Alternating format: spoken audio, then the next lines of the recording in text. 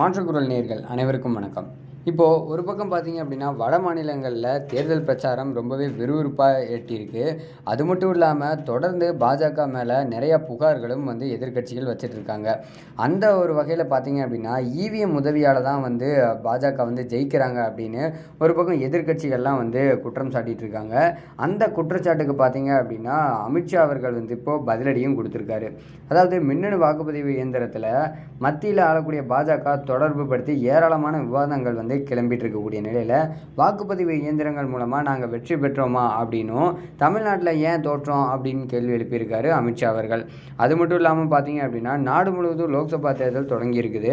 கடந்த 19ஆம் தேதி 21 மாநிலங்களில் இருக்கக்கூடிய 102 தொகுதிகளில் முதல் கட்ட தேர்தல் நடந்து முடிஞ்சிருக்கு. அதே மாதிரி ஏப்ரல் 26ஆம் தேதி 2ஆம் கட்ட தேர்தல் 88 தொகுதிகளில் நடந்து முடிஞ்சிருக்கு. இந்த சூழலில் மின்னணு வாக்குப்பதிவு இயந்திரத்தை பயன்படுத்தி பாஜக வெற்றி பெறுவதாக எதிர்க்கட்சிகள் குற்றம் சாட்டு முன் வச்சுட்டு வந்துட்டு இருக்காங்க. இந்தியாவில் சட்டமன்ற மற்றும் லோக்சபா தேர்தல்கள் எல்லாமே மின்னணு வாக்குப்பதிவு இயந்திரத்தின் மூலமாக தான் நடந்துட்டு வந்துட்டு இருக்கு. ஆனால் இந்த இயந்திரத்தில் முறைகேடு செய்ய வாய்ப்பு இருக்கிறதா எதிர்க்கட்சியினர் தொடர்ந்து சொல்லிட்டு வந்துட்டு இருக்காங்க. அது மட்டும் இல்லாமல் தேர்தலின் அப்போ பார்த்தீங்க அப்படின்னா எந்த கட்சிக்கு வாக்களிக்கிறோம் அப்படிங்கிறத விவிபேட் ஒப்புகை சீட்டை வச்சு தெரிஞ்சுக்கலாம். ஆனால் இந்த சீட்டுகள் பதிவான வாக்குகளோடு எண்ணப்படுறதில்லை அப்படின்னு சொல்லி உச்சநீதிமன்றத்தில் வழக்கும் தொடுக்கப்பட்டிருக்கு. அதாவது விவிபேட் ஒப்புகை சீட்டுகளை சரிபார்க்க போதுமான பணியாளர்கள் நியமிக்கப்பட்டாலே 5லேருந்து 6 மணி நேரத்தில் வேலை எல்லாத்தையும் முடிச்சிடலாம். 24 லட்சம் விவிபேட் இயந்திரங்களை அரசு 5000 கோடி செலவு பண்ணி வாங்கியிருக்கிறதா சொல்லியிருக்காங்க.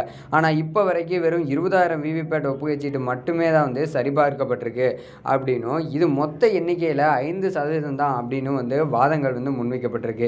இந்த நிலையில தான் தனியார் செய்தி ஊடகத்துக்கு பிரத்யேக பேட்டி அளிச்சிருக்காரு அமித்ஷா. இந்த குற்றச்சாட்டுகளுக்கு முழுமையா மறுப்பும் தெரிவிச்சிருக்காரு.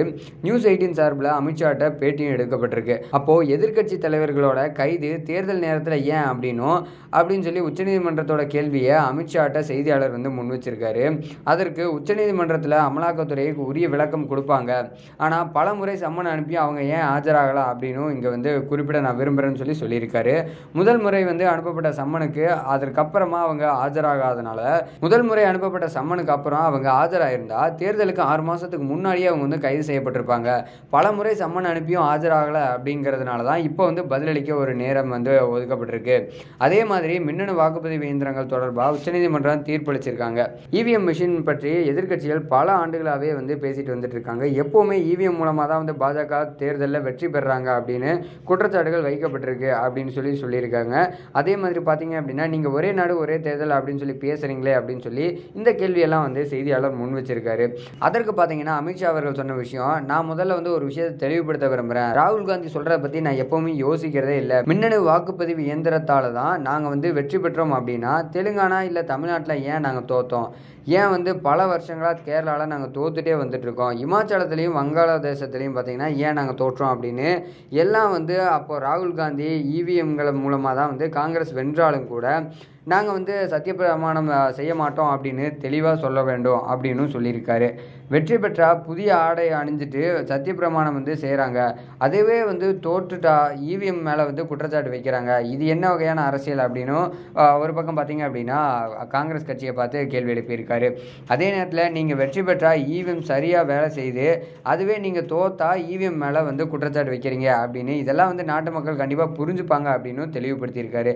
ஆனால் இவ்வளவு பெரிய கட்சி அதன் தலைவரோட ஆலோசகரை ஏன் மாற்றலை அப்படின்னு எனக்கு ரொம்பவே ஆச்சரியமாக இருக்குது அப்படின்னு ஒரு பக்கம் அமித்ஷா அவர்கள் சொல்லியிருக்காரு.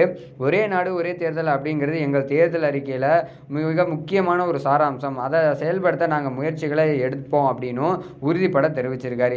இந்த ஒரு விஷயத்தினால பார்த்தீங்க அப்படின்னா ஒரு பக்கம் காங்கிரஸ் கட்சியினர் எதிர்க்கட்சிகள் எல்லாரும் இதற்கு எதிரான கருத்துக்களை முன் வச்சுட்டு வந்துட்டு இருக்காங்க. இப்படி அரசியல் சூழல் அப்படிங்கிறது வட மாநிலங்களில் ரொம்பவே வேகமாக விறுவிறுப்பாகவும் படையெடுத்துட்டு இருக்கு.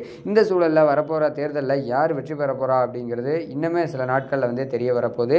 இந்த மாதிரியான அரசியல் நிகழ்வுலாம் தெரிஞ்சுக்கணும் அப்படின்னா கண்டிப்பாக நம்ம சேனலோட ஸ்டே டியூனாக இருங்க.